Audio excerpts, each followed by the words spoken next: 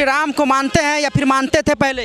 देखिए, जितनी भी उत्पत्तियां संसार में हुई है और जिन चीज़ों को ईश्वर ने बनाया, जिन चीज़ों को ईश्वर ने बनाया वो सब साक्षात हमारे सामने है। सब सम्माननीय हैं, सबका सम्मान होना चाहिए, सबके जयकारे लगने चाहिए।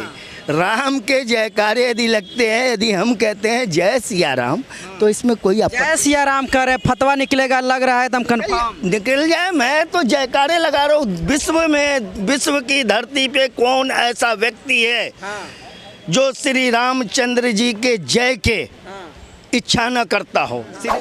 गुलाम नबी आज़ाद जी ने जो एक बात कही कि सभी मुस्लिम हिंदू थे, मैं उनकी बात का समर्थन करता हूँ। समर्थन करते हैं? पुरजोर समर्थन करता हूँ। फतवा निकल जाएगा, आपका समर्थन कैसे कर रहे हैं? अगर फतवा निकल जाएगा तो फतवा निकालने वालों के पास उतनी हिम्मत नहीं है कि मेरे इस कथन पे वो फतवा निकाल दें, करके दिखा दे कि श्री कृष्ण को जिसे मुस्लिम समुदाय अपना पैगंबर कहते हैं, मूसा अलैहिस्सलाम, ये विश्व में मैं पहला व्यक्ति हूँ जो ये बात कर रहा हूँ, ये उद्घाटन कर रहा हूँ आपके चैनल पे। जो मुस्लिम धर्म गुरु, जो इस्लाम के अंदर, कुरान के अंदर जिस पैगंबर का नाम है मूसा अलैहिस्सलाम, जिन्हें वो अपना पैगंबर मानते हैं, और जिस मूसा अलैहिस्सलाम पे पहली किताब नाजिल हुई, जिस किताब का नाम है तौरेत, उस मूसा अलैहिस्सलाम की संपूर्ण जीवनी श्री कृष्ण की जीवनी से मिलती जुलती एक समान है। एक क्षण भी श्री कृष्ण और मूसा अलैहिस्सलाम की जीवनी में एक रत्ती भर भी अगर कोई फ़र्क हो, कोई कमी बेसी हो, तो इस संसार में एक अकेला व्यक्ति मैं खड़ा हूँ, जिसे जो चाहे मेरे ऊपर आरोप लगा करके वो मुझे जो सज़ा दे सकता है, मैं उसकी सज़ा को स्वीकार कर सकता हूँ। राम मंदिर का, श्री राजा रामचंद्र जी की जन्मभूमि जहाँ वो पैदा हुए थे, वो स्थल, उस स्थल पे एक आक्रमणकारी आतंकवादी, एक इस देश में घुसने वाला घुसपैठिया, जिसका किसी धर्म से, किसी मजहब से लेना देना नहीं था, उसने उस जगह पे, उस पवित्र जगह पे जहाँ के हिंदुओं का एक बहुत बड़ा अपनी उपासना स्थल था, जिसे हिंदुओं के लिए बहुत ही बड़ी मान्यता रखती है, उस जगह पे उसने एक मस्जिद का निर्माण करा दिया।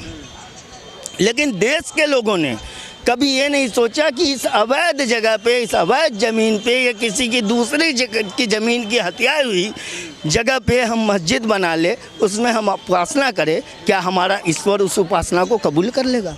गुलाम नबी आज़ाद ने दरअसल एक बयान दिया है जिसमें उन्होंने कहा है कि जो पहले मुसलमान थे वो हिंदू ही थे। बयान देने के बाद तथाकथित मुस्लिम के कई नेता इसका विरोध कर रहे हैं, तो वहीं एक पक्ष इसका समर्थन कर रहा है। गुलाम नबी आज़ाद के बयान का ओवैसी साहब भी जो पुरजोर तरीके से विरोध कर रहे हैं। ऐसे में हमारे साथ एक मुस्लिम चाचा है, इनसे जानने का प्रयास करते हैं। राजनीतिक माहौल जो है वो गरमाया हुआ इस बात को लेकर के कि गुलाम नबी आज़ाद ने दरअसल ये कहा कि मुस्लिम जो है वो पहले हिंदू थे, इसमें आप कितना सच्चाई मानते हैं? देखिए, आज का वक्त, आज का समय ये है कि जो व्यक्ति सत्य बोलता है उसकी आलोचना बहुत होती है, और उसकी आलोचना करने के लिए तमाम धर्म के धर्मगुरु इकट्ठे हो जाते हैं, और देश के पास एक ऐसा मैसेज जाता है कि किसी ने किसी के ऊपर जो है बहुत बड़ा जो है आरोप प्रत्यारोप लगा रखा। गुलाम नबी आज़ाद जी ने जो एक बात कही कि सभी मुस्लिम हिंदू थे, मैं उनकी बात का समर्थन करता हूँ। समर्थन करते हैं? पुरजोर समर्थन करता हूँ। फतवा निकल जाएगा, आपका समर्थन कैसे कर रहे हैं? अगर फतवा निकल जाएगा तो फतवा निकालने वालों के पास उतनी हिम्मत नहीं है कि मेरे इस कथन पे वो फतवा निकाल दें। वो अपनी शक्ति और जितनी भी उनके पास पावर है, वो अपनी पूरी पावर लगा ले। जब तक मेरे पास सिर्फ एक मत है, ला इलाहा इल्लल्लाह मुहम्मदुर रसूलुल्लाह, यानी अल्लाह और अल्लाह के सिवा कोई माबूद नहीं जिसकी उपासना पूजा की जाए, जिसको ईश्वर माना जाए, और हज़रत मोहम्मद सल्लल्लाहु अलैहि वसल्लम उसके रसूल हैं। जब तक ये बात मेरे दिल में रहेगी और जब तक मैं इस बात की गवाही देता रहूँगा, दुनिया में, पूरी दुनिया के बड़े धर्म गुरुओं को ये संदेश देता हूँ, कोई भी मेरे खिलाफ ये फतवा निकाल दे किसी बात पे कि मैंने कुछ झूठ कहा, कुछ गलत कहा।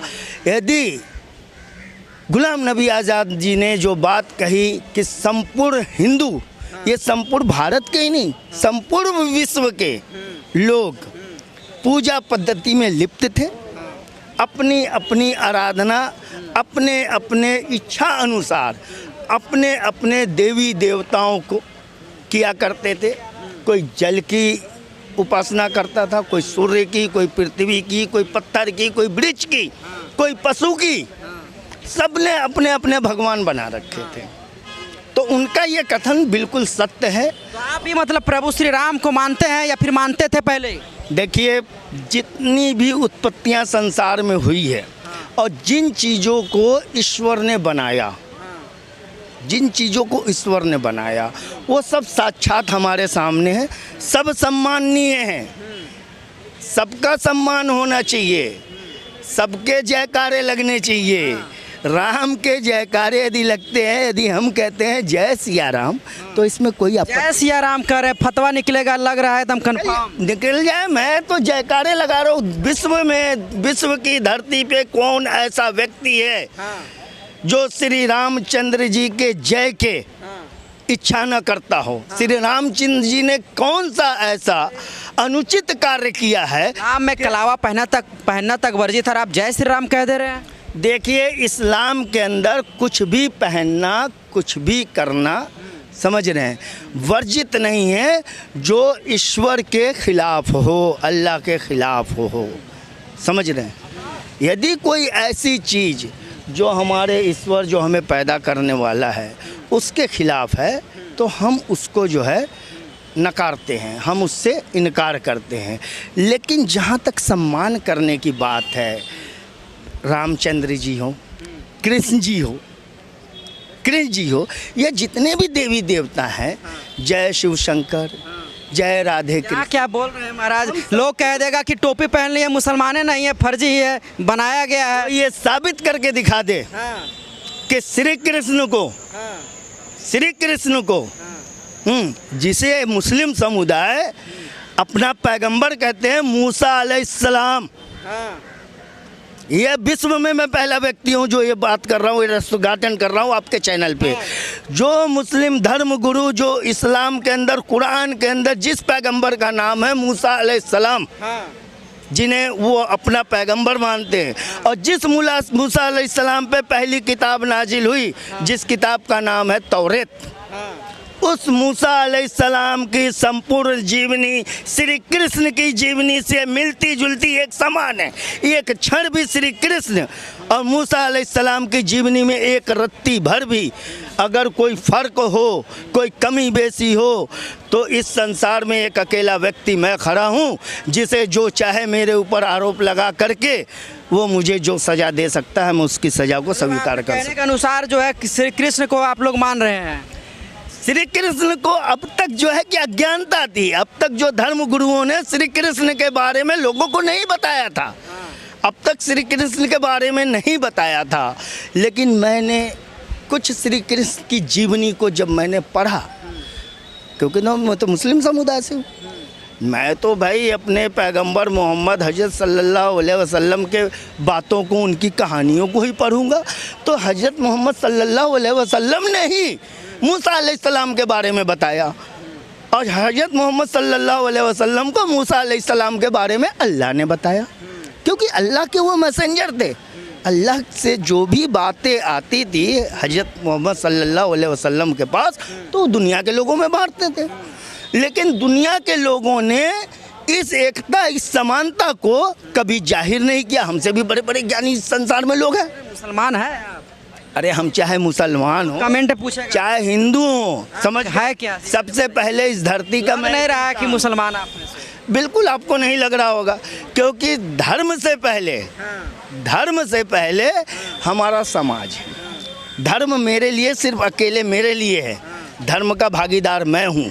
कि मैं अपने धर्म में किस तरीके से बिलीव करूं, किस तरीके से उसकी उपासना करूं, उसके दंड और फल का भोगी एकमात्र अकेला मैं हूं। मेरे साथ कोई मेरा साझीदार नहीं, मेरे पत्नी, मेरे बच्चे, मेरे माँ, मेरे बाप, मेरे भाई, मेरे बहन, कोई भी मेरा भागीदार नहीं होगा। कलमा वगैरह पढ़ने आता है? हाँ बिल्कुल आता है। सुनाइए। ला इलाहा इल्लल्लाह मुहम्मदुर रसूलुल्लाह।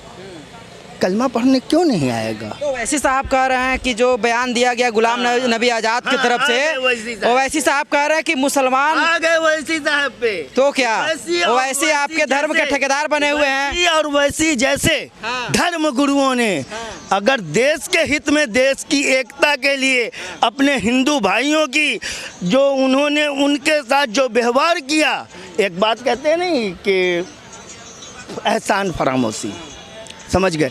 अगर हिंदू भाइयों को एहसान को यदि उन्होंने माना होता और अपने कृत्यों की, जो कृत्य उनके पूर्वजों ने किया था, उन कृत्यों की गलती को स्वीकारा होता, तो आज देश के अंदर ये स्थिति ना आती।